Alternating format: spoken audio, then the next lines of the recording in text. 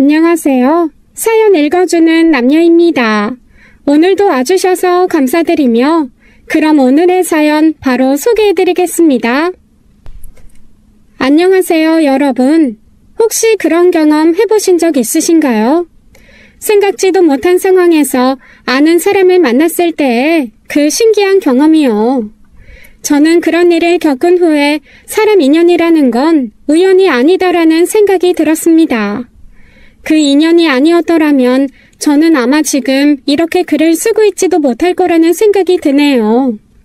엄청난 일을 겪었던 제 이야기를 시작해 볼게요.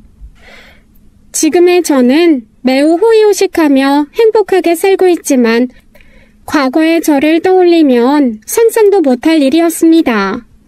제가 이렇게 잘 살게 될 줄 누가 알았을까요? 저는 온실 속 화초와는 거리가 먼 사람이었어요. 어려운 가정 환경 때문에 사는 게 순탄하지 않기도 했지만 저를 더 힘들게 하는 건 바로 제가 여자애라는 사실이었죠. 어렸을 때 저에겐 연년생 오빠가 있었습니다.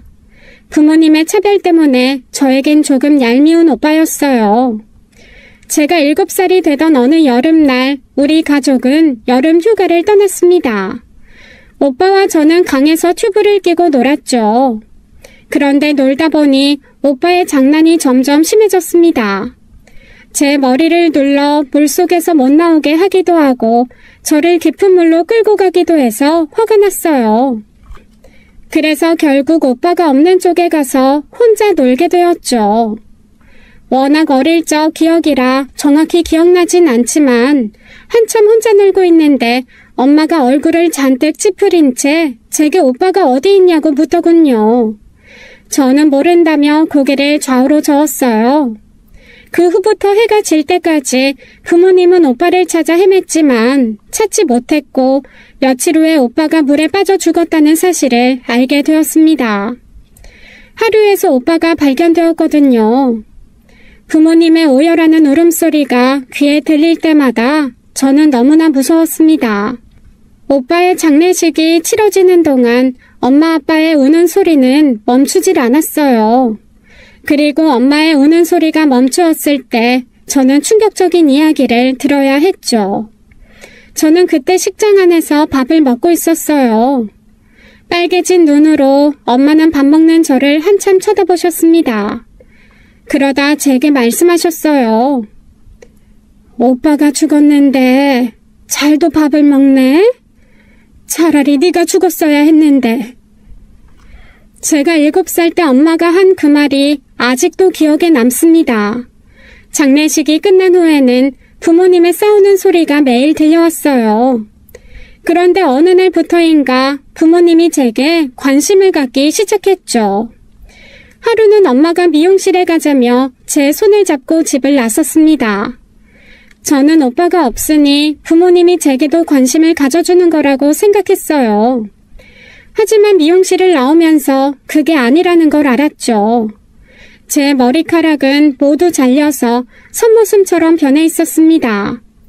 허리까지 길었던 머리카락을 엄마는 제게 묻지도 않고 잘라버리신 거였어요. 그 후로 엄마는 저에게 오빠가 입던 옷을 입혔습니다. 그건 이상할 게 없는 거였어요. 원래부터 오빠 옷을 물려 입기도 했으니까요. 그런데 예전과는 조금 달랐습니다. 부모님이 저를 남자처럼 대하고 있었거든요. 제가 초등학교에 들어갔을 때 저를 처음 본 담임 선생님조차 제가 남자인 줄 착각을 했습니다. 반 아이들이야 말할 것도 없었죠. 부모님은 제 이름도 바꾸셨어요. 박상남이라고요. 그리고 아무렇지 않게 저를 상남아 상남아 하며 부르셨어요. 수연이었던 제 이름은 이 세상에서 사라졌죠. 그때부터 저는 성 정체성에 혼란이 오기 시작했습니다. 제가 남자인지 여자인지 헷갈리기 시작했어요. 친구들이랑 놀 때도 고무줄을 해야 하는 건지 축구를 하러 가야 하는 건지 혼란스러웠죠. 집에 와서는 부모님의 합방 때문에 밤마다 귀를 막아야 했습니다. 제가 초등학교 2학년에 올라갈 때 남동생이 태어나면서 제 이름이 바뀐 이유와 제가 선모습처럼 하고 다녀야 했던 이유를 알게 되었어요. 아이고, 거봐. 내가 뭘 했냐. 상남이 남자처럼 키우면 다음번에 아들 낳을 수 있다고 했지? 그러게요, 어머님. 미신이 단순히 듣고 흘릴 건 아닌가 봐요. 상남이 너 이제 동생 태어나면 네가 엄마 대신 기저귀도 갈아주고 분유도 타주고 해야 한다. 알겠냐? 오빠가 죽고 남동생이 태어나기까지 2년의 시간 동안만이라도 부모님의 관심을 받았다는 것에 감사해야 할까요? 동생이 태어나고 나서부터 부모님 사이는 다시 좋아졌습니다. 반면에 저는 가족들로부터 소외감을 느꼈어요. 부모님은 오빠한테 그랬던 것처럼 남동생만 귀하게 여기고 예뻐하셨습니다. 저에겐 어떤 관심도 없으셨어요. 오로지 동생을 돌봐줄 누나로서의 저만 존재했죠. 엄마는 제가 남동생을 잘 돌봐야 한다고 늘 말씀하셨습니다. 저는 숙제 대신 동생의 기저귀를 갈고 친구들과 노는 것 대신 동생과 놀아주곤 했어요. 그럴 때면 부모님이 제게 칭찬 한마디를 해주시는데 그게 그렇게 좋더라고요. 애정에 목마른 애정결핍이 그때부터 생겼던가 봐요. 늘 착한 딸, 좋은 누나가 되려고 애를 썼어요.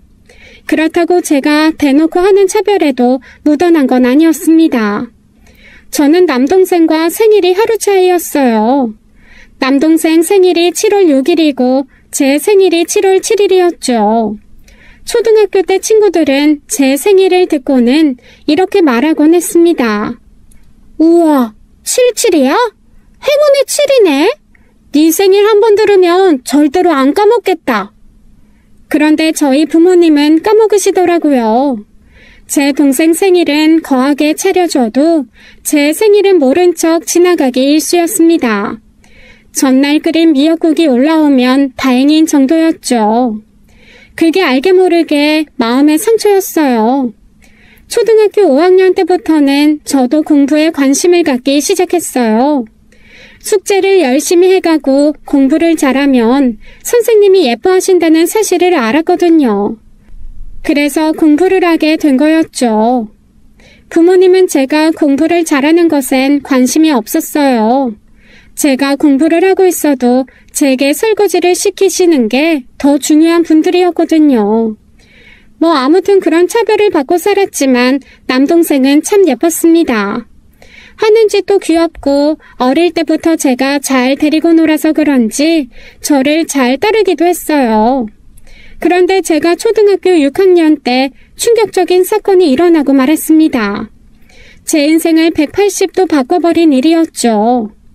그날 부모님은 모두 외출 중이었고 남동생이 배가 고프다며 징징대기 시작했어요. 집에 먹을 만한 게 없어서 저는 누룽지라도 끓여줘야겠다 하고 밥솥에 붙어있던 밥을 싹싹 긁어 모아 누룽지를 끓이기 시작했습니다. 그 당시 5살이었던 동생은 한시도 가만히 있지 않았어요. 불 앞에 서 있는데 갑자기 촤르르 하는 소리가 들려왔어요. 뒤를 돌아보니 콩봉지를 쏟아놨더군요. 저는 얼른 콩을 주워 담았어요. 가스레인지 앞에 남아있던 10알쯤 되는 콩을 주워 담으려는 순간 기겁할 만하게 뜨거운 게 제 몸 위로 쏟아졌습니다. 저는 저도 모르게 비명을 질렀어요. 제가 한눈을 판 사이 남동생이 누룽지가 담긴 양은 냄비를 건드렸고 그게 균형을 잃으면서 제 위로 쓰러진 거였죠. 제 어깨로 쏟아진 뜨거운 물은 동생의 발 아래에도 닿았습니다. 너무 아파서 자지러질 것 같은 그 순간에 저는 엄마가 했던 얘기가 떠올랐습니다. 차라리 네가 죽었어야 했는데. 그 생각이 들자 심장이 덜컹하더군요. 저는 동생을 얼른 안아서 화장실로 달려갔어요. 동생부터 처치하고 나서 저도 제 어깨에 찬물을 뿌렸습니다. 다행히 엄마가 집에 일찍 들어오셨고 다친 우리 남매를 보셨어요. 엄마, 다행히 상현이는 심하게 데이지 않았어요. 근데요, 엄마, 제 어깨가... 말을 다 마치기도 전에 눈앞에 번쩍하며 짝소리가 나더군요. 엄마가 제 뺨을 때리신 거였어요. 너는 13살이나 처먹고 애 하나도 제대로 못 보니? 저는 울먹이며 엄마, 저도 다쳤어요. 라며 어깨를 보여드렸습니다. 엄마는 그걸 보고는 괜찮냐는 말 대신 저를 비난하셨죠. 등신같이 구니까 그따위로 다치기나 하지. 그만 울고 따라 나와. 엄마는 동생을 안고 병원으로 향했고 저는 그 뒤를 따라갔습니다. 엄마는 의사에게 동생을 먼저 봐달라고 떼를 부렸어요. 그런데 제 어깨에 상처를 본 의사가 엄마를 말렸죠. 아드님보다 따님 상처가 훨씬 더 심한데요? 이거 크게 흉지겠어요. 일단 딸아이부터 처치할 테니 잠시 나가 계세요. 가족인 엄마보다도 의사가 더 마음 아파하는 것 같았습니다. 어머, 어쩌니? 어쩌다 이랬어. 너무 아팠겠다. 그날 그 상처보다도 저는 엄마의 태도에 더 큰 상처를 받았어요. 남보다 못하다는 생각이 절로 드는 하루였죠. 어린 동생은 제 어깨 상처를 볼 때마다 슬픈 표정을 지었어요. 미안한 감정이 가득 담긴 표정이었죠. 누나는 괜찮아. 걱정하지 마. 그래도 우리 상현이 많이 안 다쳐서 천만 다행이다. 그렇게 이야기를 하면 동생은 우행하고 울곤 했어요. 그럼 엄마가 와서 왜 동생을 울리냐고 다그치시곤 했죠. 그런데 그 충격적인 사건은 제 몸에 상처가 남는 걸로 끝나지 않았습니다. 여보, 우리 상남이 사촌고모네 보내는 게 어때요? 그 집에 애가 안 생긴다면서요. 아이, 그렇다고 우리 딸을 보내? 아무리 애가 안 생겨도 어느 누가 저렇게 다 큰 애를 데려다 키우려고 하겠어? 안 그래? 그래도 한번 말은 해봐요. 혹시 모르잖아요. 그리고 그 집에 농사일 도울 사람도 필요하다면서요. 저는 그 후로 아주 먼 친척집에 보내졌어요. 아빠 차를 타고 3시간이 넘게 간 그곳에 도착했을 때 엄마가 말했습니다. 네가 애만 짧았어도 우리가 이렇게까지 했겠니? 오빠까지 잃었는데 너 때문에 상현이까지 잘못되는 날이면 난 못 산다. 너무 야속하게 생각하지 말고 여기서 잘 지내. 엄마, 제가 잘못했어요. 다시는 안 그럴게요. 네? 저는 차에서 내리자마자 무릎 꿇고 주저앉았어요. 그리고 두 손을 모아 싹싹 빌었습니다. 고모와 고모부라는 사람이 우리를 마중 나오다가 그런 제 모습을 보았어요. 아빠는 민망했는지 저를 일으켜 세우셨죠. 그리고는 제게 말씀하셨어요. 여기서 농사일 배우면서 나중에 농사일 물려받아서 살면 네 한문 건사하는 데 문제 없을 거다. 아빠 하는 일 잘 풀리면 그때 데려올 수도 있으니까 고모 말 잘 듣고 있어. 부모님은 사촌고모라는 사람 집에 오래 머물지도 않고 금방 가버렸습니다. 동생과는 인사도 제대로 못하고 헤어졌어요. 동생은 할머니 집에 가 있었거든요.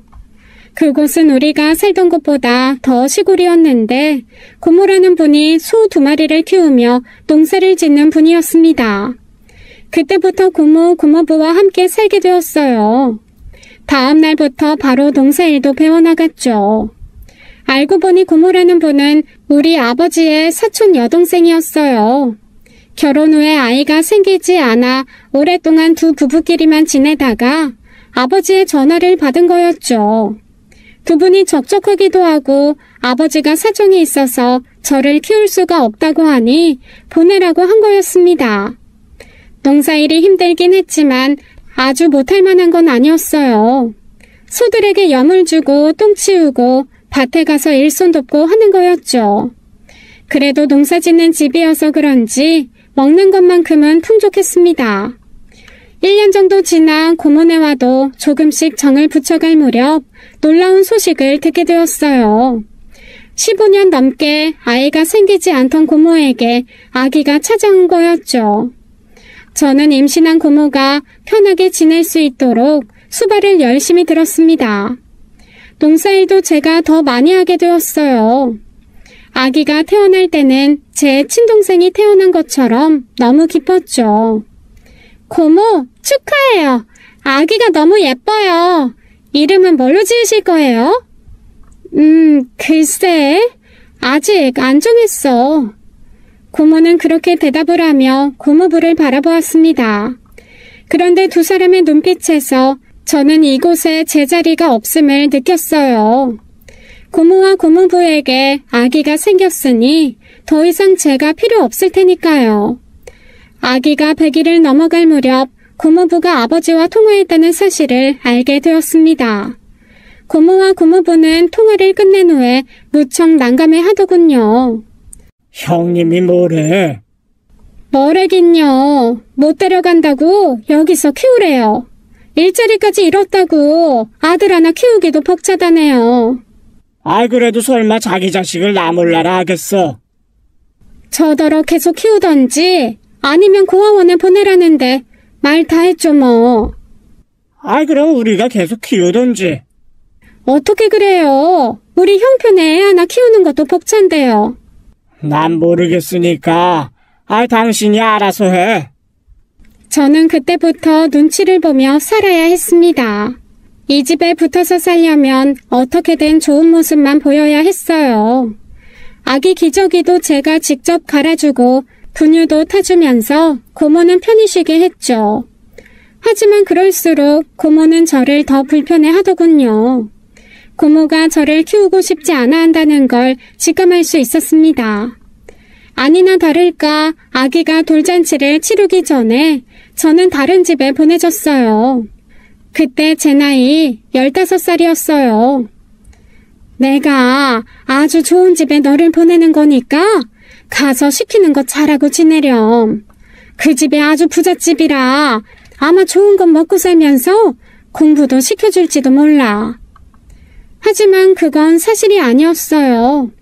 고모는 소개비를 받고서 저를 식모로 넘긴 거였죠. 실제로 가서 살아보니 주인집 식구들이 먹다 남은 음식이 상하겠다 싶을 때쯤에야 제가 먹을 수 있었고 공부는커녕 집안일 하느라 하루가 모자랄 지경이었어요. 게다가 제가 그 집에 들어갈 때 저는 욕부터 들어야 했죠. 도대체 얼마나 싸길래 이런 어린애를 들여서 일을 시킨대? 하여간 이 집 사모도 정상은 아니네. 그러면서 저를 한껏 흘겨보더군요. 저 때문에 일자리를 잃은 가정부의 화풀이였어요. 그 집에는 사장님과 사모님 그리고 2명의 아들이 살고 있었습니다. 큰아들은 사모님을 많이 닮았는데 이기적이고 성격이 모난 구석이 있었어요. 자기보다 못한 사람이다 싶으면 대놓고 얕잡아보고 무시하는 성격이었죠. 학교에서 싸움이 붙어서 사모님이 학교에 불려가곤 했는데 이야기를 들어보면 싸가지 없는 큰아들이 싸움의 원인이곤 했습니다. 반면에 작은아들은 과묵하고 진중한 성격이었어요. 공부도 꽤나 잘했습니다. 말이 별로 없어서 무슨 생각을 하고 있는지 알 수는 없었지만 길고양이에게 밥을 챙겨주는 걸 보면 마음씨는 착한 것 같았죠. 작은아들은 사장님을 닮은 듯 했습니다. 저는 어른이 되기 전까지는 무조건 이 집에서 잘 지내보자는 굳은 마음을 먹었어요. 여기서 한 번 더 쫓겨난다면 더 이상 절 받아줄 곳도 없을 거라는 생각 때문이었죠. 고모로부터 부모님의 연락처를 받았지만 전화를 걸어도 없는 번호라고 나왔습니다. 그때부터 완전히 부모님과는 연락이 끊겼어요. 나중에 성인이 되어서 기억을 더듬어 찾아가 보았지만 모르는 사람이 살고 있었죠. 아무튼 그 당시 저는 연고 하나 없이 살아가려니 눈치를 잘 봐야 했고 빠릿빠릿하게 움직여야 했어요. 그래서 사모님은 저를 마음에 들어 했죠. 고모에게 돈을 한번 건넨 후에는 돈 한 푼 안 들어가는 애가 알아서 척척 일을 했으니까요. 그래도 정말 좋았던 건 학교에 다닐 수 있었던 것입니다. 고모가 저를 보내면서 학교만큼은 꼭 보내달라고 그랬다네요. 그럼 일을 잘할 거라는 말까지 덧붙여서요. 그렇게 얘기를 해두었던 게 잘 먹힌 모양이었습니다. 저는 학교에 다니는 게 인생의 낙이었어요. 학교를 다녀온 후에는 공부할 시간도 없이 일만 해야 하긴 했지만요.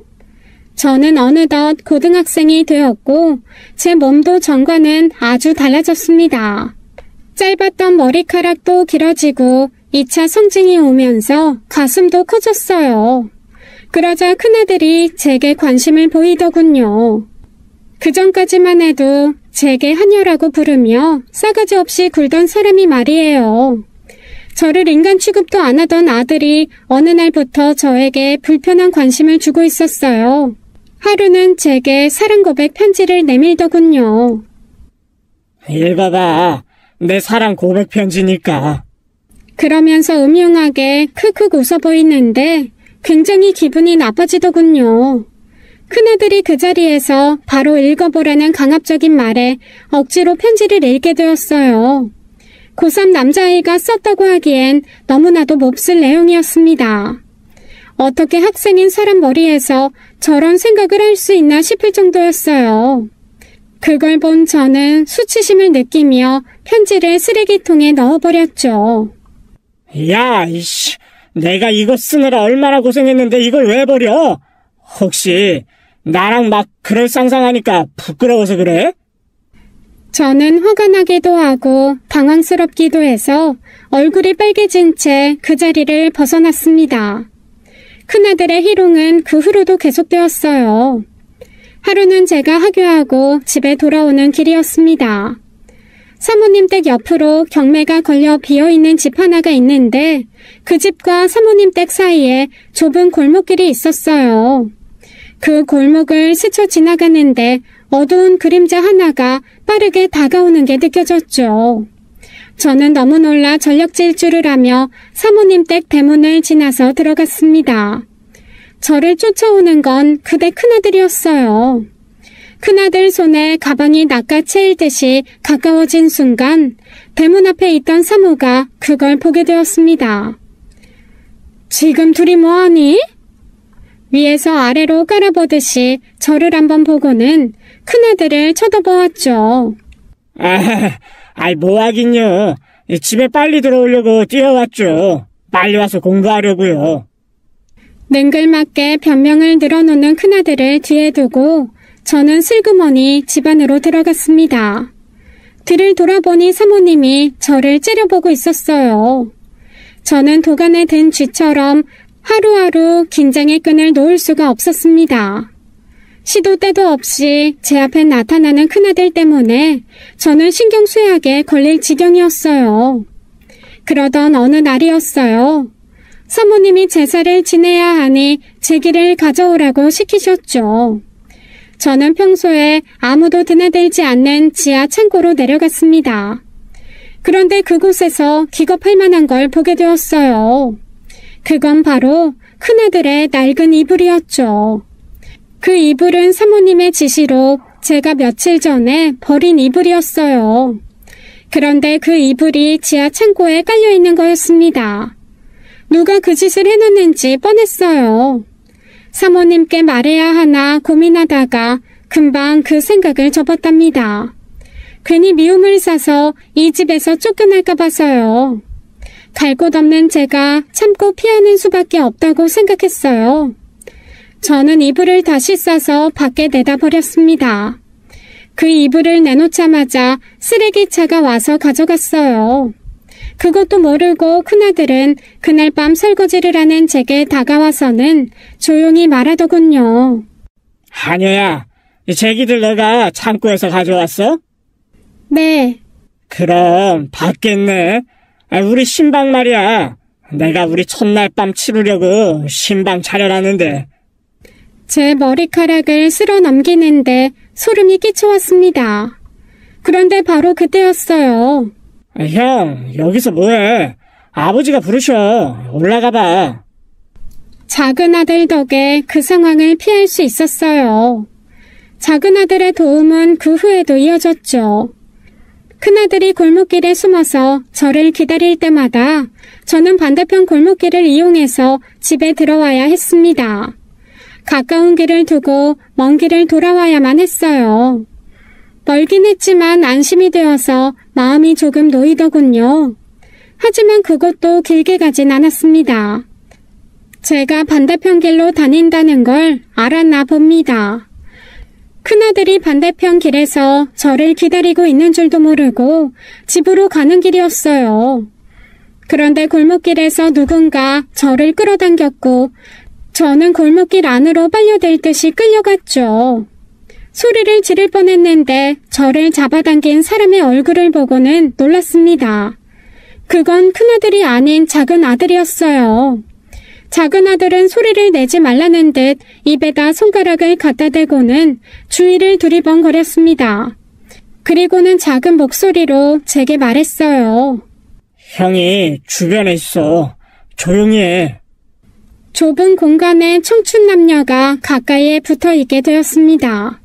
작은 아들의 숨결이 제 목에 닿았어요.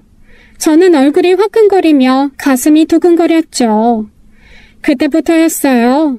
작은 아들과 제 사이에 오묘한 감정이 들기 시작한 게요.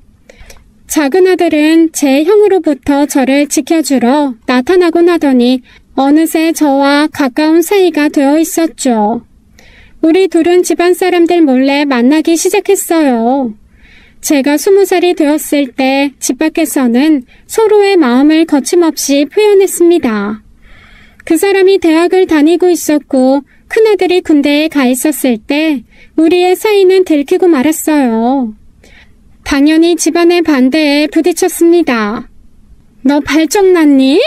어디 여자가 없어서 집에서 총으로 부리는 애를 만나.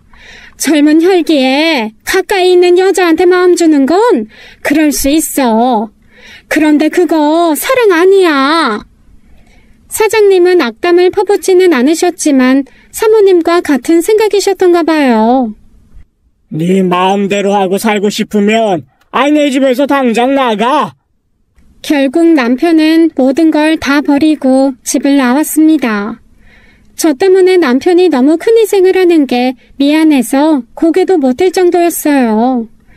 남편은 괜찮다며 저 없는 세상이 더 불행하기에 저를 택한 거라고 말해주었죠. 남편은 집을 나와서 처음으로 밑바닥 인생을 경험해야 했습니다. 온실 속 화초가 밖에 나와 잡초처럼 살아야 하니 얼마나 힘들었겠어요. 그런데 절대로 힘들다는 말을 입 밖에 내지 않는 사람이었어요. 그런 남편 하나 믿고 저는 아이까지 낳았습니다. 아이를 낳고 나서 우리 부부는 시부모님께 인사를 가기로 했습니다. 그래도 손주를 데려왔으니 대문은 열어주시겠지라고 생각했는데 크나큰 착각이었죠. 대문도 열어주지 않으셨고 아이 얼굴을 보시려고 하지도 않으셨어요. 사모님은 그렇다 쳐도 사장님이 아들의 행동에 매우 크게 실망하신 듯 했습니다. 왜냐하면 공부도 꽤 잘하고 성실한 남편을 사장님이 무척 신뢰하고 있었기에 더 그랬겠죠.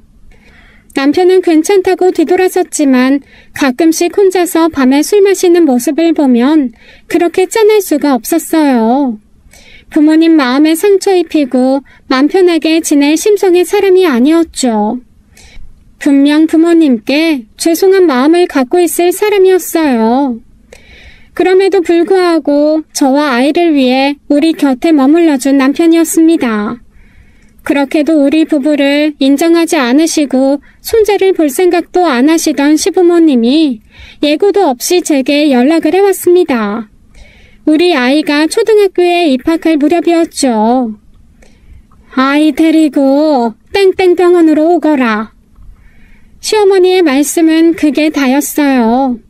남편과 함께 병원을 찾아갔습니다. 시아버지가 병상에 누워 계셨어요. 키도 큰 데다 풍채도 남달리 좋았던 시아버지가 맞나 싶을 정도로 시아버지는 몸이 많이 상해 계셨습니다. 건강이 매우 안 좋다고 하셨죠. 시아버지의 모습을 보자 우리를 거부하던 시부모님이 왜 이 자리에 불렀는지 알겠더군요. 아버님의 생이 얼마 남지 않은 거였어요. 남편은 몇 년 사이에 몰라보게 약해진 아버지를 보고 눈물을 흘렸습니다. 아버지, 제가 더 잘할게요. 그러니까 어서 자리 털고 일어나세요. 아버님은 고개를 끄덕이며 눈물 지으셨어요. 그걸 지켜보는 저도 저절로 눈물이 나더군요. 아무리 저를 며느리로 인정 못하셨던 분이지만 그래도 저를 거둬주신 분이었어요. 인사를 마치자 우리를 부른 진짜 이유를 말씀하시더군요. 봐서 알겠지만 아버지 상태가 많이 안 좋다. 영재니가 아버지 회사를 맡아줬으면 해. 그거야 어려운 일은 아니지만 그동안 형이 아버지 회사 운영 돕고 있었던 거 아니었었어? 형 이야기가 나오자 시어머니의 낯빛이 어두워지며 한숨을 크게 몰아쉬셨습니다. 네 형 얘기는 꺼내지도 마라. 네 아버지 병환이 깊어진 게 그놈 탓도 있어. 차마 내 자식이라 내 입으로 욕은 못하겠다만. 무슨 일인데요? 형은 지금 어디 있어요? 시어머니는 제 눈치를 보며 우물쭈물 하시다가 어렵게 입을 떼셨어요. 뭐라고요? 그래서 지금 감옥에 있다는 말씀이신 거예요? 목소리 낮춰. 누가 들을까봐 창피하구나. 얘기인즉슨 저의 시아주버니가 죄를 짓고 감옥에 수감 중이라고 했습니다. 제 버릇 개 못 준 거였죠. 나중에 들어보니 시아주버니가 여러 가지 서구를 쳤는데 최근에 새로 들어온 젊은 도우미에게 못할 짓을 해서 고소를 당한 모양이었습니다. 남편은 한심하다는 듯 한숨을 푹 내쉬었죠. 후계자가 없으니 그걸 남편이 맡아줬으면 하더군요. 다만 저도 조건이 있어요. 제 처를 두 분이 이 집안 며느리로 인정해주세요. 그야 당연한 소리에. 그동안 우리가 너무 모질게 굴어서 미안하다. 서운한 게 있더라도 마음에 담아두지 말고 잘 지내보자꾸나. 시부모님은 너무나 쉽게 저를 받아들여 주셨어요. 오히려 그게 이상하게 느껴질 정도로 말이죠. 우리 가족은 시부모님 집에서 함께 살게 되었습니다. 시어머니는 정말 다른 사람이라도 된 것처럼 저를 대해주었어요. 시어머니가 제게 과일을 집어주는 날이 올 거라고는 상상도 해본 적이 없었죠. 12평 작은 집에서 살던 때와는 비교도 안 되는 생활이었어요. 일하는 이모님들이 있었고 아이 교육도 달라졌죠. 시댁에서 지내다 보니 문득문득 예전에 이곳에서 식모살이 하던 일이 떠오르곤 했습니다. 남편은 회사 일을 배우며 어느 때보다도 열심히였어요. 시어머니는 그 모습을 보며 만족해했습니다. 남편 앞에서 시어머니가 저를 아껴주는 모습을 보이자 남편도 어느새 마음을 놓는 듯 했죠. 하지만 남편이 지방 공장으로 출장을 간 날 시어머니는 본색을 드러냈어요. 어머님, 과일 좀 드세요. 과일을 깎아서 시어머니 앞에 내놓으며 시어머니 옆에 앉으려는데 시어머니가 그러시더군요. 거기다 놓고 가거라. 아참, 냉장고에 보니 사과가 썩어가던데 넌 그걸 먹는 게 어떻겠니? 네가 원래 하던 일이잖니. 남편 앞에서 귀하고 비싼 과일을 집어주며 제게 들려주던 시어머니와는 완전 딴판이었어요. 저는 단박에 알았죠. 시어머니가 그동안 제 앞에서 잘해주는 척 연기를 했다는 걸요. 남편이 없는 동안 일하는 아주머니들에게 무급 휴가를 주고는 제게 모든 집안일을 시켰습니다. 그리고 제 아들 앞에서 제게 물건을 던지며 저를 무시하고 막대하시기 시작했어요. 준우야, 너는 나중에 커서 훌륭한 사람 돼서 너처럼 훌륭한 여자 만나야 된다. 네 엄마처럼 식모살이나 하던 여자 만나면 남자만 힘든 법이야. 네 애비처럼. 그런 식으로 제 아들에게 저에 대한 나쁜 인식을 심어주기까지 했죠. 그럼 저는 아이를 데려가서 우리 부부가 얼마나 사랑해서 널 낳게 되었는지 설명해줘야 했어요. 남편이 돌아올 날이 다가오자 시어머니가 저를 따로 부르더군요. 그동안 내 아들 너 때문에 누릴 건 못 누리고 살았다. 이제라도 제자리 찾게 하려면 고부 사이가 좋게 보여야 하지 않겠니? 그리고 준우가 머리가 꽤나 좋더구나. 교육만 잘 받으면 아주 크게 되래야. 네 자존심 하나 때문에 자식 교육 망치는 부모는 안 되길 바란다. 제 남편에게 절대로 시어머니가 한 행동들을 이야기하지 말라는 협박이었어요. 저는 시어머니의 말씀에 수긍했습니다. 사실 남편이 저 때문에 유학은커녕 대학도 마치지 못한 채 공부를 중단해야 했던 게 미안했거든요. 남편 친구들 중에 대학을 나오거나 유학 다녀온 친구를 내심 부러워한다는 걸 알았습니다. 이까지 시집살이쯤이야 모두 감당할 수 있었어요. 남편이 돌아온 후에 시어머니와 저는 남편이 있을 때는 사이좋은 고부 흉내를 내곤 했습니다. 제가 숙이고 들어가니 시어머니는 남편이 없을 때 더 모질게 대하시곤 했어요. 시간은 흘러 남편은 완전히 회사에서 자리를 잡아갔고 아들에겐 더없이 완벽한 교육 환경이 제공되고 있었습니다. 그리고 1년 만에 시아버지는 세상을 떠나셨어요. 모두가 준비한 죽음이어서 차분하게 장례식이 치러졌습니다. 그 인간이 찾아오기 전까지는 말이죠. 누가 왔다고 해서 인사를 치르려고 나왔는데 눈앞에 기겁할 만한 인물이 서 있었어요. 이야, 이게 누구야?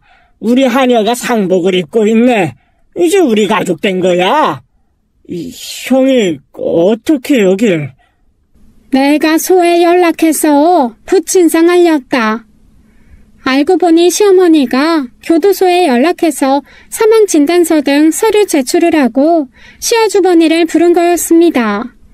아주버님은 회사에 대해 묻더니 남편이 회사를 경영하고 있다는 말에 길길이 날뛰더군요. 시어머니에게 뭐 했냐며 시아버지 영정사진 앞에서 아버님 욕을 하기도 했습니다. 차분했던 식장안이 어수선해졌어요. 시어머니는 큰아들의 행패에 꼼짝도 못하고 아무런 말도 못하시더군요. 그저 동생이 잘 맞고 있어야 네가 나왔을 때 앉을 자리라도 있지 않겠냐는 말로 아주버님을 진정시킬 뿐이었죠. 조금 진정된 아주버님은 아버지의 죽음에는 별 관심이 없었습니다. 오히려 우리 가족에게 모든 관심이 쏠려 있었어요. 재수 씨는 나이 들고 더 예뻐졌네. 아이, 나한테는 눈길 한 번 안 주더니 취향이 내 동생 쪽이었나 봐. 섭섭하게. 그러면서 아쉽다는 듯이 입맛을 다시는데 그 모습이 너무 노골적이어서 남편이 발끈했습니다. 내 아내한테 그런 식으로 대하지 마. 아무리 형이어도 내 가족 무시하면 가만 안 둬. 가만 안 두면 네가 어쩔 건데. 뭐 소에 따라 들어오기라도 할래? 어차피 나 오늘 들어가야 돼, 임마. 그만들 해라. 아버지 상중에 뭐 하는 짓들이니? 시어머니가 아들 둘을 중재하고 나섰고 큰아들을 데리고 밥을 먹이겠다고 들어가셨어요. 그리고는 친척들에게 이렇게 말씀하고 다니셨죠. 사실은 우리 큰애가 피해자예요. 가정부가 꼬리쳐서 얘는 거기 휘말린 죄밖에 없다고요. 이래서 사람을 잘 들여야 되는데 우리 애가 운이 나빴지. 자고로 남자는 여자를 조심해야 되는데 우리 애가 순진해서 이렇게 된 거죠. 시어머니의 자기 논리는 기가 찰 정도였어요. 그 말을 듣는데 얼굴도 모르는 피해자에게 죄송스러운 마음마저 들었습니다. 아주버님은 돌아가야 할 시간이 되자 제 앞에 나타나 한마디 하더군요. 재수씨, 우리 2년 뒤에 만나? 그러면서 제게 윙크를 날리더군요. 순간 소름이 돋았어요. 아주버님은 징역 3년 중에 1년을 살고 남은 형기가 2년이었습니다. 저런 흉악범이 내 주변에서 살아갈 생각을 하니 치가 떨리더군요. 남편은 걱정 말라는 듯 제 어깨를 감싸주었어요. 시아버지 상을 모두 치르고 나서 얼마 안 지나 남편이 분가 이야기를 꺼냈습니다.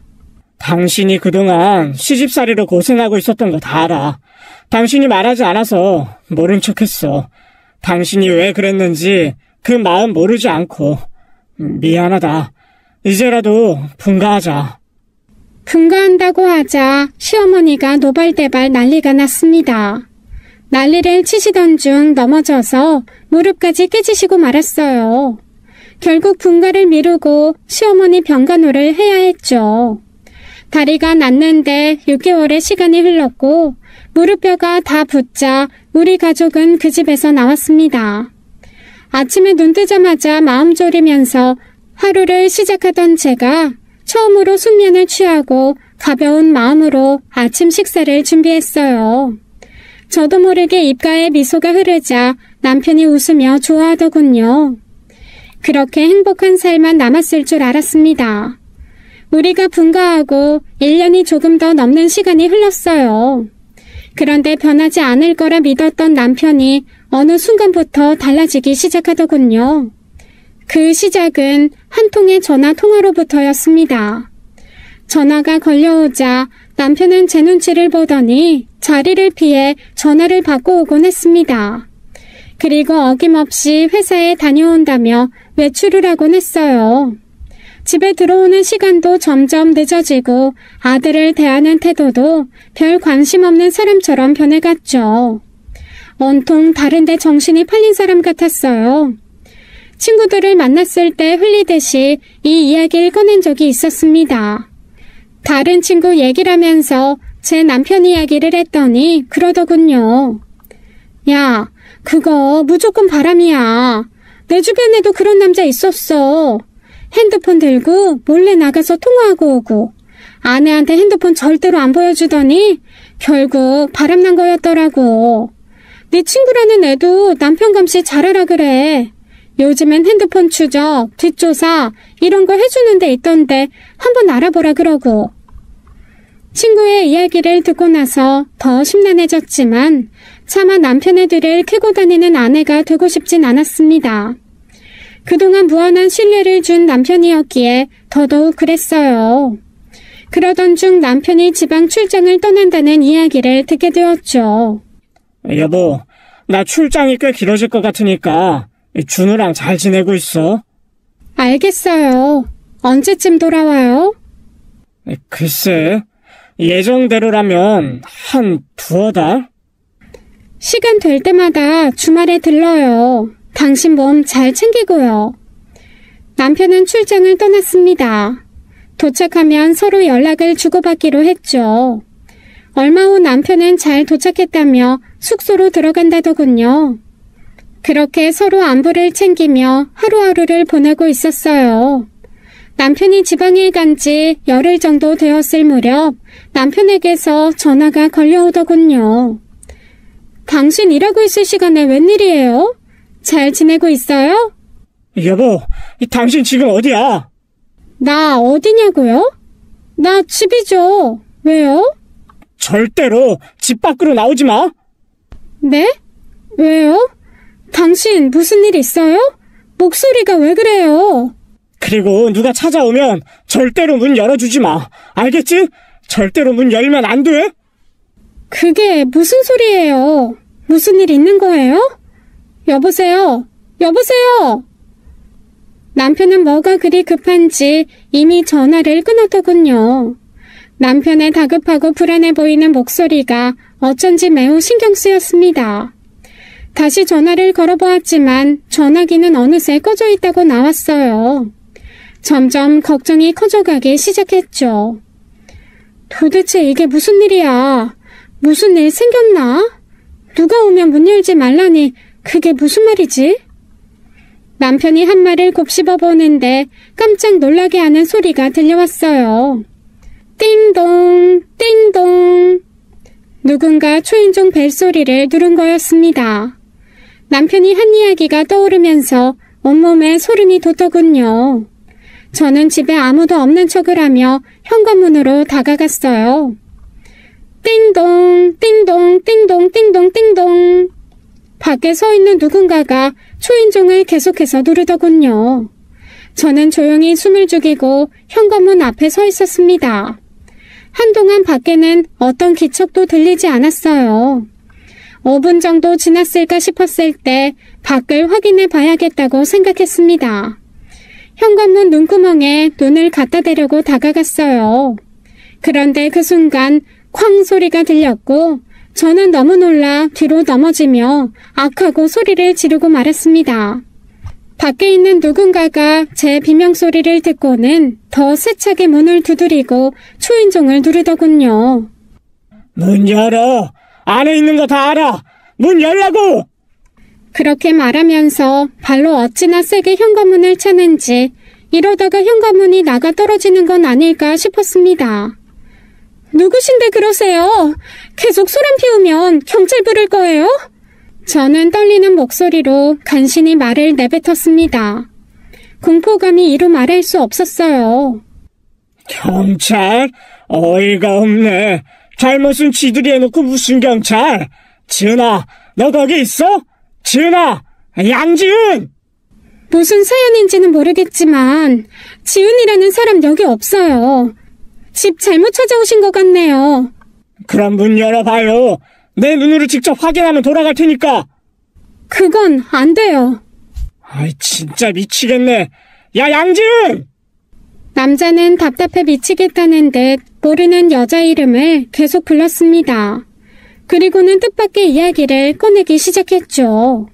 저기요. 그쪽 남편이랑 내 아내랑 바람났어요. 알기나 해요? 너무나 예상치 못한 이야기를 듣게 되니 아무 생각도 들지 않더군요. 그 남자는 계속 이야기를 했습니다. 아내가 며칠 전 집을 나가 사라졌다더군요. 자기 아내와 바람난 남자 집 주소가 여기여서 찾아오게 되었다는 얘기였어요.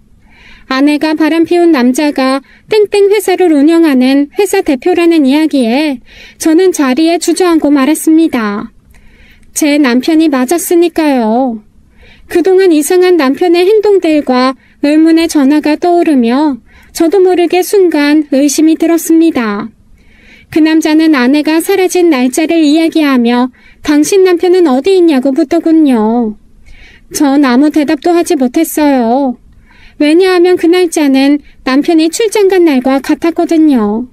아내가 사라지기 전부터 조짐이 있긴 했어요. 그쪽 남편이랑 낮이고 밤이고 몰래 통화하고 연락을 주고받더라고요. 그래도 내 아내니까 의심하지 말자 하면서 놔뒀는데 이렇게 하루아침에 둘이 바람나서 집 나갈 줄은 진짜 생각도 못했습니다. 내 남편이 아닐 수도 있잖아요. 그렇게 함부로 알지도 못하는 내 남편 의심하지 말아요. 이 아줌마도 되게 미련하네. 아줌마, 나도 처음엔 아줌마처럼 내 아내가 그럴 리 없다 그러면서 철석같이 믿었어요. 내 아내가 집 나가기 전에 뭐라고 했는지 알아요? 자기는 땡땡 회사 사모님 될 거라고 그랬어요. 또 남편의 회사 이름이 거론되었습니다. 나는 남편을 믿는다고 속으로 외치면서도 제 마음에 약간의 의심이 들기 시작하는 건 어쩔 수 없었어요. 너무나 정황들이 맞아 떨어졌으니까요. 마치 퍼즐이 맞춰지는 것처럼 남편이 바람난 남자처럼 보이더군요. 남편한테 배신당한 거 억울하지 않아요? 같이 복수해야 되지 않겠냐고요. 남자가 억울해 미치겠다는 듯 흐느껴 우는 소리가 들려왔습니다. 남편이 절대로 문을 열어주지 말라고 했는데 혹시 자신이 바람피운 게 들킬까봐 일부러 겁을 주며 문을 못 열게 하려던 게 아닐까라는 생각까지 들더군요. 마음속으로 계속 갈등했죠. 문을 열고 저 사람을 들여서 더 깊은 이야기를 나눠보고 사실 여부를 확인해 봐야 하는지 아니면 남편 말대로 절대로 문을 열어주지 말아야 하는지 말이에요. 그렇게 고민하는 순간 바깥에 엘리베이터 열리는 소리가 들리면서 사람들이 우르르 내리는 듯 소란스러운 소리가 들리더군요. 앞집에 사는 이웃이 성당에 다니는데 아마도 신부님과 성당 사람들이 온 것 같았어요. 가끔씩 기도하러 방문하는 걸 몇 번 본 적이 있었죠. 그 성당은 앞집 사람의 소개로 저도 가끔 가는 곳이었습니다. 우리 집 앞에 이상한 남자가 울고 있는 걸 본다면 이상하게 소문이 나지는 않을까 순간 걱정이 되더군요. 저는 결국 문을 열어주었어요. 그 남자가 적어도 거짓말을 하는 것 같지는 않았거든요. 저는 살며시 문을 열었습니다. 문을 열어보니 역시나 신부님과 성당 사람들이더군요. 저는 대충 인사를 하고는 그 남자에게 들어오라고 했습니다. 그 남자가 완전히 현관 안으로 들어서고 철문이 닫혔어요. 남자는 저보다 5살은 좋게 어려 보이더군요. 얼굴엔 수심이 가득해 보였어요. 저 물 한 잔만 주세요. 저는 물을 들어가면서도 그 남자를 계속 힐끔힐끔 살폈습니다. 남자는 식탁 위에 놓인 재산세 고지서를 보더군요. 미처 치워놓지 않은 것이었는데 물을 건네주면서 빠르게 치웠어요. 박상남?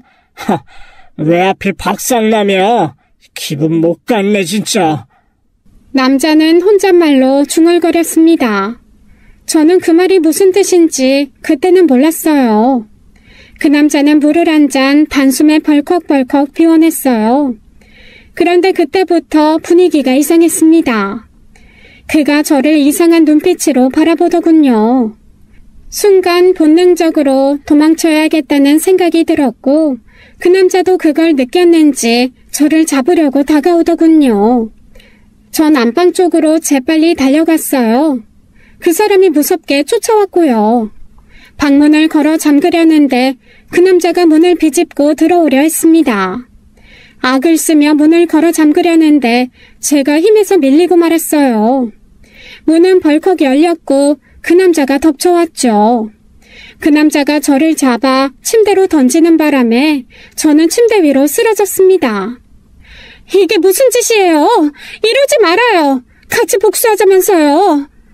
이게 내 복수야?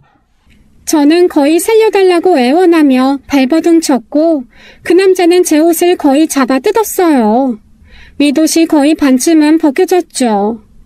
필사적으로 막고 있었는데 갑자기 그 남자가 하던 행동을 멈추더군요.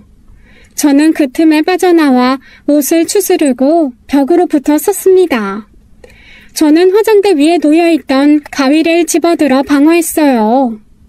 당장 나가! 당장! 그런데 남자의 표정이 이상했어요. 무언가에 굉장히 놀란 듯한 표정을 짓더군요. 그 남자의 눈길이 향한 곳을 보니 제 어깨에 난 화상 자국이었습니다. 저는 옷을 추슬러 화상 자국을 가리려고 했어요. 그 남자는 제 얼굴을 빤히 바라보더니 말하더군요. 혹시 박상남이 남편 이름이 아니라 당신 이름이었어? 그래. 그게 뭐 어쨌는데. 저는 가위를 앞세우고 여전히 경계심을 늦추지 않고 있었어요. 그런데 그 남자가 전의를 상실한 사람처럼 전혀 엉뚱한 이야기를 시작하더군요. 존댓말까지 써가면서요. 혹시 이 옛날에 동생 있지 않았어요? 갑자기 무슨 소리 하는 거야? 내 동생은 왜? 내 이름 박상현인데 혹시 나 알아요? 순간 저는 손에 들고 있던 가위를 떨어뜨렸습니다. 설마 이런 우연이 있을 리 없다고 생각했어요. 내 집에 쳐들어온 괴한이 어릴 적 헤어져 연락 끊긴 동생일 리 없었습니다.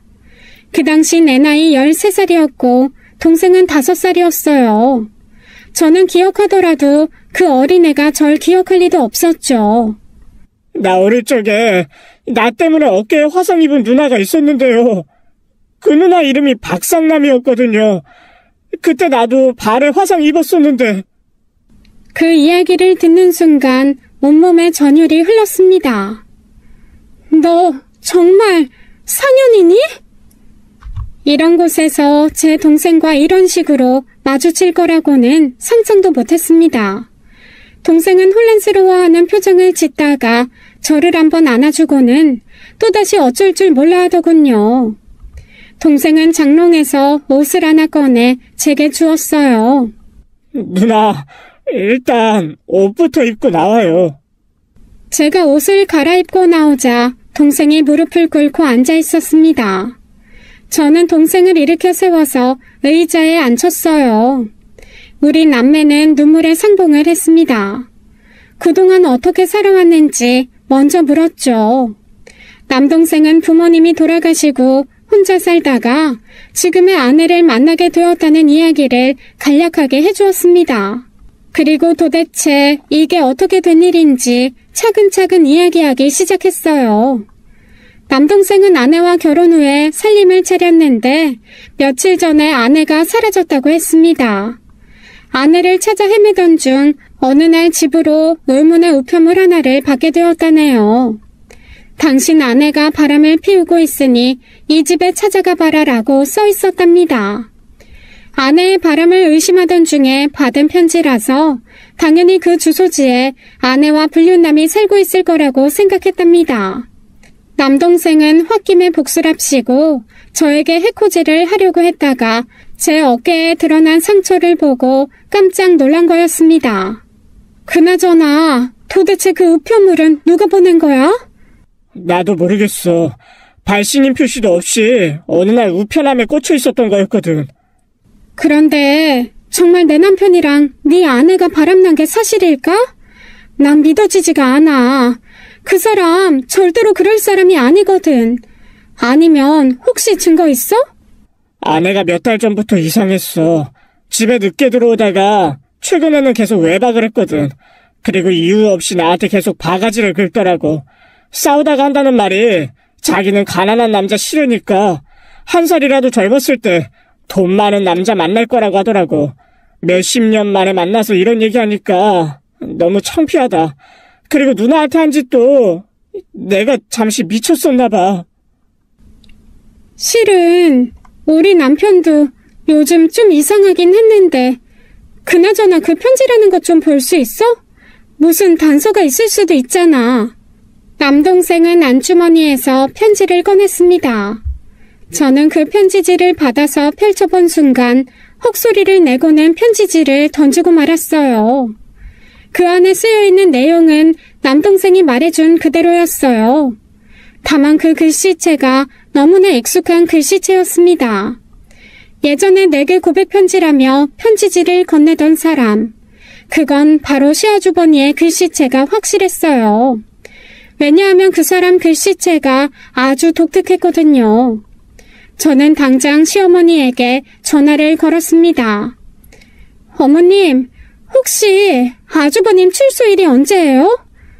그동안 연락 한 통 없더니 다짜고짜 전화해서 그게 왜 궁금하니? 이제라도 시댁일 챙기기로 마음 바꿔먹은 거냐? 그네 나온 지 몇 달 됐다. 뭐라고요? 벌써 나왔다고요? 아니 어떡해. 애가 워낙 착하니까 거기서 모범수돼서 일찍 나온 거지. 아주버님 지금 어디 계세요? 여행 간다고 부산에 갔어. 여자친구랑. 아니 그나저나 네가 언제부터 시아주버니한테 관심 있었다고 이렇게 꼬치꼬치 묻니? 너 내가 미리 말해두겠지만 네 시아주버니가 교도소 다녀왔다고 무시할 생각 절대 하지 마라. 알았니? 걔가 이래봬도 이 집안 장남이야. 저는 시어머니와의 대화를 끊고는 휴대폰으로 사진 한 장을 어머님께 보냈습니다. 어머님이 받아본 사진은 남동생 아내의 사진이었죠. 그리고 다시 시어머니께 전화를 걸었어요. 혹시 여자친구라는 사람이 이 여자예요?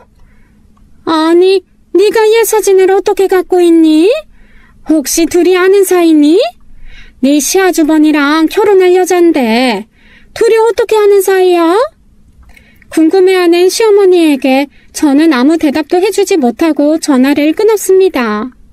대충 어떻게 된 상황인지 그림이 그려지더군요. 아무래도 시아주버님과 상현이 아내가 서로 만나는 사이 같았어요. 저는 남편이 걱정되기 시작했습니다. 아주버님이 무슨 의도로 상현이를 우리 집으로 오게 했는지, 또 왜 내 남편이 바람 피운 것처럼 꾸민 건지 말이에요. 남편에게 연락을 했지만 어떻게 된 일인지 남편은 전화를 받지 않았어요. 부재중이 여러 번 떴을 텐데 제게 연락을 하지 않는 걸 보면 무슨 일이 생긴 것만 같았죠.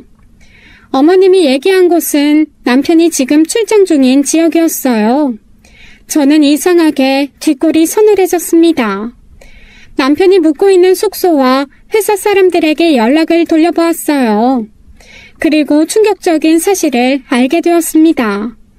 남편이 사고가 나서 부산에 있는 병원에서 다리 수술을 하고 있다고 하더군요. 저는 몇 시간이 지나서야 가까스로 남편과 연락이 닿았고 통화를 할 수 있게 되었어요. 여보, 다리는 괜찮은 거예요? 차 사고가 났다던데. 괜찮아. 걱정 많이 했지. 아무래도 곧 서울로 올라가야겠어. 해줄 얘기도 있고 말이야. 그래요. 일단 집에 와요. 그리고 당신 몸부터 다시 살펴봐요. 다음날 남편이 돌아왔습니다. 원래는 병원에 더 입원해 있어야 하는데 서울에 있는 병원으로 옮기겠다고 하고는 무작정 나왔다고 하더군요. 걱정하는 제게 남편은 말했습니다. 자신이 해줘야 할 이야기를 들려주는 게 더 급하다고요. 집에 온 남편은 남동생을 보고는 놀라더군요. 우리는 그동안 있었던 이야기를 나누고 남동생을 만나게 된 이야기도 하게 되었죠. 남편도 저만큼이나 무척 놀라더군요. 그리고 남편에게서 또 놀라운 이야기를 듣게 되었습니다. 형을 만났어. 사고가 난 것도 단순한 사고 아니야. 경찰에 신고했고 지금 조사 중이야. 그게 무슨 소리예요? 단순 사고가 아니라니. 설마. 남편은 조심스레 자신이 겪은 이야기를 했습니다. 출장 후 자신이 가는 곳마다 어떤 여자를 보았다고 하더군요. 그리고 그때마다 크고 작은 사고가 있었대요. 오토바이가 칠 듯이 스쳐 지나가기도 하고 자동차에서 기름이 새고 있었던 적도 있다고 했습니다. 처음엔 운이 없다고 생각했대요. 그러다가 진짜로 차 사고가 난 거였어요. 다행히 심하게 다치지는 않아서 다리를 수술하는 정도로 끝났다고 하더군요. 그 얘기를 듣고 있던 남동생이 자기 아내의 사진을 보여주자 남편이 깜짝 놀랐습니다. 혹시 봤다는 여자가 이 여자예요? 맞아. 설마 이 여자가 처남댁이야? 네, 맞아요. 제가 깜빵에 다녀온 이후로 아내가 이상해졌어요. 자기는 돈 많은 남자 만나서 새 출발하겠다는 얘기를 입버릇처럼 했거든요. 그게 무슨 소리야? 깜빵이라니. 실은 일하는 업체 사장이랑 문제가 좀 있었거든. 사장이랑 몸싸움 중에 실수로 공장에 불까지 나고. 아무튼 그래서 잠깐 깜빵에 갔다 왔어. 아내가 처음엔 사식도 넣어주고 면회를 와줬는데 어느 순간부터 연락이 뜸해졌어. 내가 출소한 후에는 계속 밖으로 나돌기만 했고 처음엔 내가 교도소에 들어갔다 와서 그렇다고 생각했어. 일자리도 잃고 범죄자 낙인까지 찍혔으니까 남편으로서는 꽝이었겠지. 그러던 중 그 편지를 받았다고 했어요. 그거 본 순간 눈이 돌더라고. 자기 때문에 내가 깜빵까지 갔는데 아내라는 여자는 다른 놈이랑 붙어먹었다고 생각하니까 참을 수가 없었어. 그래서 그 주소지 들고 찾아가서 다 끝장내려고 했어. 그리고 내 삶도 끝내고. 그게 누나랑 매형인 줄도 모르고 말이야. 상현이가 애초에 깜빵에 가게 된 건 아내가 발단이었다고 했습니다. 상현이가 일하는 일터에 아내가 자주 드나들었는데 사장이 아내에게 추근대는 걸 목격했기 때문이었죠. 그 전에 사장이 임금을 넉 달치나 밀리고 있는 상황이라 감정이 굉장히 안 좋은 상태였는데 아내에게까지 추근거리는 걸 보니 화가 치밀었다고 했습니다. 남편도 자신이 겪은 일을 알려주었어요. 사실 당신 걱정할까봐 그동안 말 못했는데 나도 몇 달 전부터 협박받고 있었어. 몇 달 전부터 남편 회사로 모르는 사람들이 찾아오기 시작했다고 했어요. 무단으로 회사에 들어와 회사를 둘러보기도 하고 직원들에게 말을 걸기도 하면서 업무 방해를 했다고 하더군요. 대부분이 차림새와 인상이 매우 불량해 보이는 사람들이었대요. 남편은 누군지도 모르는 사람들이 업무 방해를 하니 경찰에 신고를 했다고 했습니다. 그런데 신고해봤자 처벌받을 수준의 행동들이 아니어서 그냥 돌려보냈다네요. 그리고 어느 날 아주버님에게 연락이 왔다고 했습니다. 내 친구들이 인사 갔다던데 면접은 잘 본 거야? 어때? 다들 쓸만하지? 나 여기서 나가면 내 밑에 두고 일할 애들이야. 남편은 말도 안 되는 소리 하지 말라고 했답니다.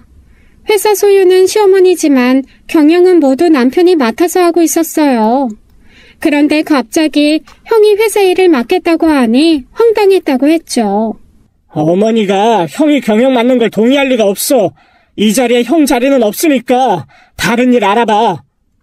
그런데 정말 황당하게도 시어머니가 형과 함께 회사에 나타났다고 했습니다. 공동대표로 회사를 맡아서 운영하라고요. 남편은 그게 싫었다네요. 왜냐하면 회사 직원들이 형을 많이 무서워하고 싫어하더래요. 특히 여직원들은 더 그랬겠죠. 남편은 어머님을 설득하려고 자주 찾아갔는데 시어머니의 뜻을 꺾을 수가 없었대요. 아무리 아주버님이 범죄자여도 이 집안의 장남이라는 거였죠. 어머니가 소유자니까 어머니 마음대로 형을 공동대표로 앉힐 수는 있지만 내가 못하게 막았어. 형이 대표 자리에 앉으면 회사 직원들이 전부 퇴사하겠다고 했거든. 그리고 나랑 회사를 따로 차려서 나가겠다고 하니 어머니도 함부로 어쩌지 못하셨고. 직원들이 힘을 합쳐준 덕분에 당장 형이 대표 자리로 들어오는 걸 막았다고 했습니다. 그런데 문제는 그 다음부터였대요. 형이 압박을 가한 거였어요. 모르는 사람들에게 전화가 와서 협박하고 겁을 주더랍니다. 그런 전화를 받는 걸 알면 제가 걱정할까봐 몰래 전화를 받곤 했다고 했습니다. 형에게 이런 식으로 하면 경찰에 신고하겠다고 했더니 자기는 모르는 일이라고 발뺌을 하더래요. 남편은 차마 가족 일이라 경찰에 신고는 못하고 혼자 골머리를 앓고 있었다고 했죠. 상황이 이렇게 되자 시어머니는 니들 둘이 알아서 해라라고 하고서는 한 발 뒤로 물러나셨다네요. 내 선에서 해결하라고 했는데 협박 수위가 점점 높아지더라고. 남편은 괴로워하는 듯한 표정을 지으며 말을 이어갔습니다. 형이라는 놈이 우리 집 주소를 깜빵 동기에게 알려주었다는 얘기였어요. 그리고 그 놈이 저를 찾아올 거라고도 말했고요. 깜빵 동기? 설마 그럼...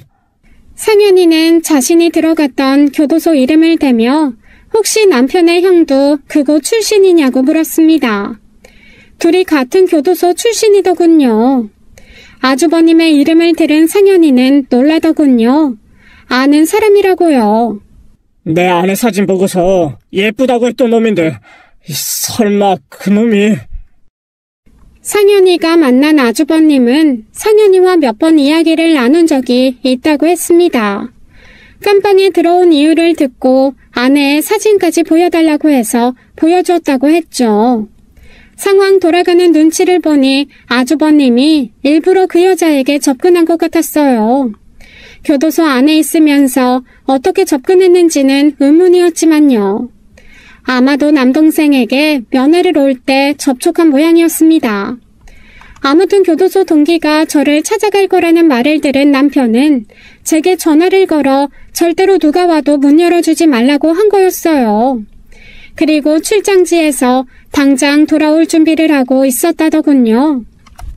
그런데 누군가 자기 차를 쫓아오고 있는 걸 알게 되었고 그 차를 따돌리며 도망가는데 생각지도 못한 차량에 치여버린 거라고 했습니다.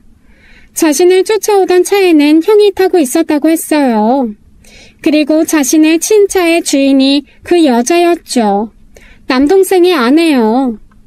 이 모든 일을 꾸민 게 아주버님이라는 것이 확실해진 상황이었어요. 남편은 시어머니에게 찾아가 이 일을 함께 의논하게 되었습니다. 아주버님이 재산을 노리고 동생을 죽이려 했다는 걸 얘기했더니 시어머니는 전혀 믿지 못하는 눈치였어요. 하지만 곧 경찰에서 연락이 왔고 시어머니도 더 이상 아니라고는 못할 상황이 오게 되었죠. CCTV 영상에서 남편을 치고 도망간 뺑소니범의 얼굴을 찾았거든요. 역시나 그건 그 여자였어요. 그 둘은 경찰에 잡혀 들어가 조사를 받게 되었고 남편과 남동생도 추가 진술을 하러 갔습니다. 아주버님은 끝까지 오리발을 내밀었지만 상황은 점점 불리해져 갔어요. 그동안 남편이 협박받은 증거들을 모두 모아두었거든요. 게다가 남동생의 진술까지 있으니 경찰들도 아주버님을 살인미수로 의심하는 눈치였어요. 살인미수 용의자로 지목되자 아주버님은 상연히 아내에게 모든 죄를 덮어 씌우려고 했나봐요. 그러자 그 여자가 발끈해서는 모든 사건의 진실을 쏟아냈다고 했습니다. 전부 다 저 남자가 시킨 거라고요. 자신은 돈 많은 남자 만날 생각에 끌려다닌 것뿐이고 남자의 협박이 어쩔 수 없이 따른 것뿐이라고요. 진실 공방은 더 다뤄야겠지만 아주버님의 죄는 확연히 드러났습니다. 시어머니는 이번 일을 겪고 매우 충격을 받으셨어요.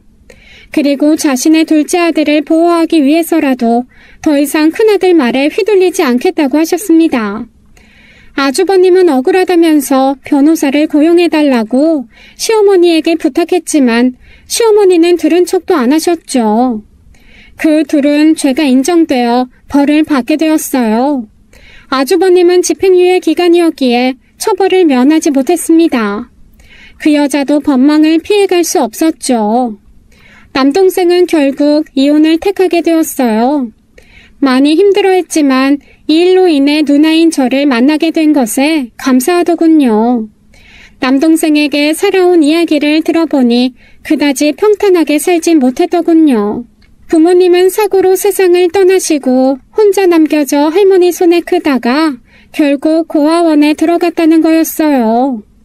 그래도 성실하게 살려고 노력했는데 임금체불한 사장이 자기 아내까지 욕보이려는 바람에 주먹이 나갔다고 했습니다.